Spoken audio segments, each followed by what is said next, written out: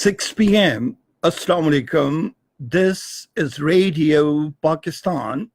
The news read by Daman Zaman. The headlines.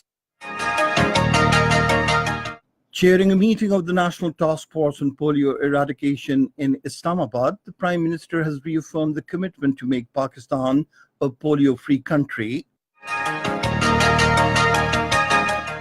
The Senate was informed today that the government is launching national immigration and welfare policy for the overseas Pakistanis soon. The Speaker National Assembly says with transfer of technology from China and the establishment of economic zones would generate immense employment opportunities in the country. The First Committee of the United Nations General Assembly has adopted 3 resolutions moved by Pakistan. The United Nations has set a new target of reaching out to 14 million people in the war-ravaged country, Yemen, who are in dire need of food supplies. In Syria, the government forces killed 22 rebels in the deadliest attack in Idlib province. And now the news in detail. Prime Minister Imran Khan has said polio eradication is a national cause and every effort will be made to make Pakistan a polio-free country. Chairing a meeting of the National Task Force on Polio Eradication in Islamabad today, the Prime Minister reaffirmed Pakistan's commitment to the eradication of the crippling disease polio. He said all the chief ministers would continue to spearhead the campaign against polio eradication in their provinces, and the federal government would continue to provide every possible support to them. The Prime Minister stressed for greater efforts to sensitize the public about the devastating effects of the crippling disease, especially for the future of the country, that is, the children. He thanked the international partners for their support towards this important cause. The Chairman Senate, Sadiq Sanjarani, called on the Prime Minister Imran Khan in Islamabad today. They discussed various issues of mutual interest. The Minister for Power, Umar Ayub, Minister for Science and Technology, Azam Khan Swati, and the Chairman Pakistan Stock Exchange, Suleiman Mahdi, separately called on the President, Dr. Arif Alvi, in Islamabad today. Views were exchanged on matters of national importance during the meeting. Meanwhile, the President, Dr. Arif Alvi, administered oath of office to Hasib Athar as the Chairman, Federal Public Service Commission.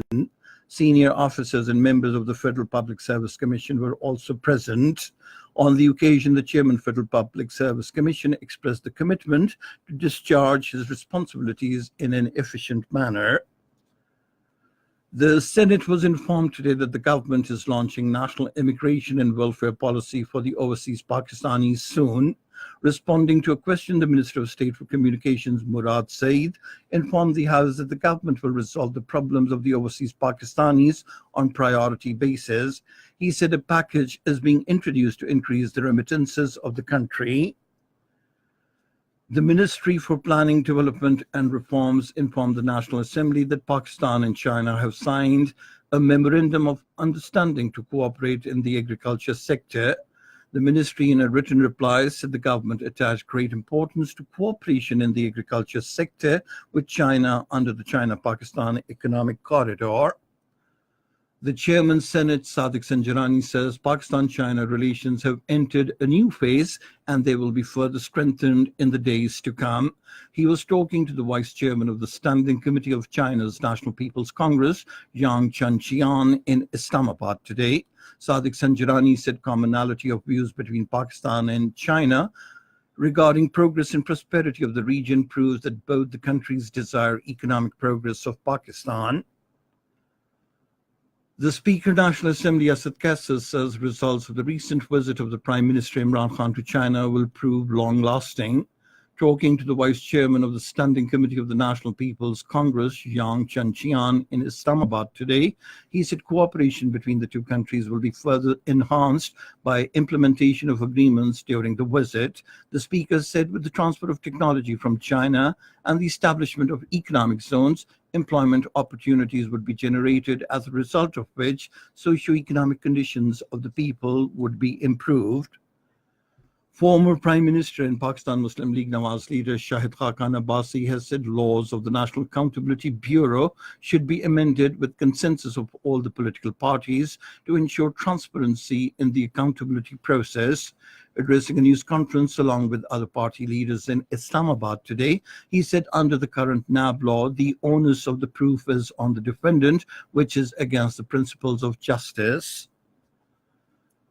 The Election Commission has decided to provide voting facility to the overseas Pakistanis through I-voting for by-election to be held in PP 168 Lahore on the 13th of next month. In a press release issued today, the Commission said 4,677 Pakistanis who belong to PP 168 and have been residing in 10 different countries can get themselves registered through I-voting for the election from next Monday to the 27th of this month if they have eligibility.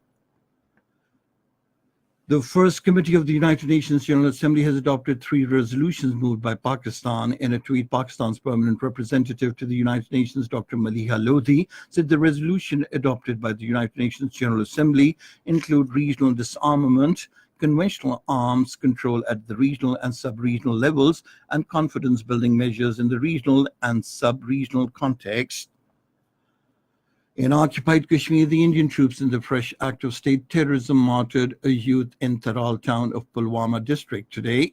The troops killed the youth and destroyed a house during a cordon search operation in Darganai Gund area of the town. Several people were injured when the troops fired pellets and tear gas shells on the demonstrators who were protesting against the killing. The occupation authorities suspended internet services in Taral, Avantipur and Pampur areas of the district. Meanwhile, forceful protest demonstrations were held in various areas of Srinagar today, which were held by the Joint Resistance Leadership against the gross human rights violations by the Indian troops in the territory. The United Nations World Food Programme has decided to double food aid to hunger-stricken people of Yemen. The World Food Programme spokesperson Hervé Verheusen told journalists in Geneva that his organization is already providing food assistance to about 7 to 8 million people every day. He said a new target of reaching 14 million people has been set, which requires a huge amount of logistic work, outreach, funding, and preparation. In Syria, the government forces killed 22 rebels in the deadliest attack in Idlib province, where a recent Russian-Turkish truce is to be enforced. According to the Syrian Observatory for Human Rights, fighting erupted when the government troops seized a position in a rural area in the north of the neighboring Hama province that had been held by Jaish al-Islam group. In Afghanistan, 10 security personnel were killed in the latest terror attack by the Taliban militants in the Khwaja Ghar district of Takhar province today. According to reports, the Taliban spokesperson Zabiullah Mujahid claimed responsibility for the attack. A group of 42 aid agencies says the planned return of Rohingyas to Myanmar is premature and dangerous. In a joint statement issued today, the aid agencies' representatives said refugees are terrified about leaving Bangladesh, where they stayed to seek safety. Earlier, the United Nations Special Envoy on Human Rights, Yang Hee Lee, urged an immediate halt to the rushed plans to repatriate Rohingyas to Myanmar.